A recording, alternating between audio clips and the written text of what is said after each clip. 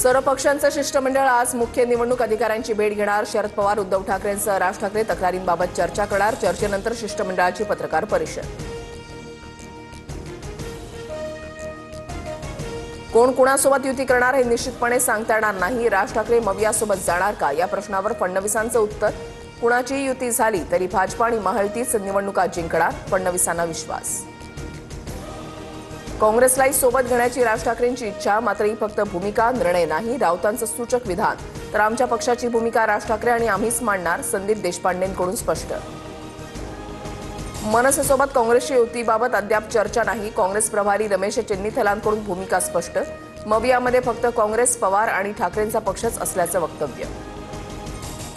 स्थानिक स्वराज्य संस्थेची निवडणूक स्वबळावर लढू, पवारांच्या राष्ट्रवादीच्या बैठकीतही स्वबळाचा सूर। मविया नेत्यांशी चर्चा करून निर्णय घेऊ, शरद पवारांची भूमिका। माझ्याकडे हरिण आणि बिबट्याची पिल्लं होती, वनमंत्री झाल्यावर सोडून द्यावं लागलं, मंत्री गणेश नाईक यांची माहिती। वनमंत्री झाल्यावर बंधन आल्याचं गणेश नाईकांकडून कबूल। चंद्रकांत पाटलांच्या मार्फत भाजपकडून माझ्यावर मकोका लावण्याची तयारी, रवींद्र धंगेकरांचा आरोप, तर निलेश घावळची टोळी समीर पाटील चालवत असल्याचाही पुनरुच्चार। शिंदेंच्या काळातील कुठलीही योजना बंद होणार नाही, स्पष्टीकरण देत मुख्यमंत्री फडणवीसांचं अंबादास दानवेंना उत्तर। एखादी योजना पुढे ढकलू शकतो पण बंद होणार नाही, फडणवीसांचं आश्वासन। वंजारी समाजाचं 2% आरक्षण काढा म्हणणाऱ्यांना टक्क्यामध्ये सुद्धा ठेवणार नाही, धनंजय मुंडेंचा जरांगेंना इशारा।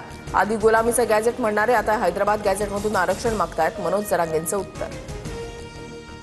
बोर्डाकडून 10वी-12वीच्या परीक्षेचं वेळापत्रक जाहीर, 10 फेब्रुवारी ते 18 मार्च दरम्यान 12वीची, तर 20 फेब्रुवारी ते 18 मार्च दरम्यान 10वीची परीक्षा होणार।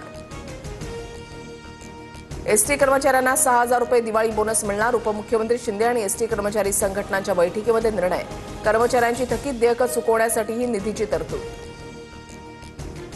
नोकरदारांसाठी आनंदाची बातमी, पीएफ काढण्यासाठी आता कागदपत्रांची गरज नाही, कर्मचाऱ्यांना आता पीएफचे सर्व पैसे काढता येणार, नियमांमध्ये ईपीएफओकडून बदल।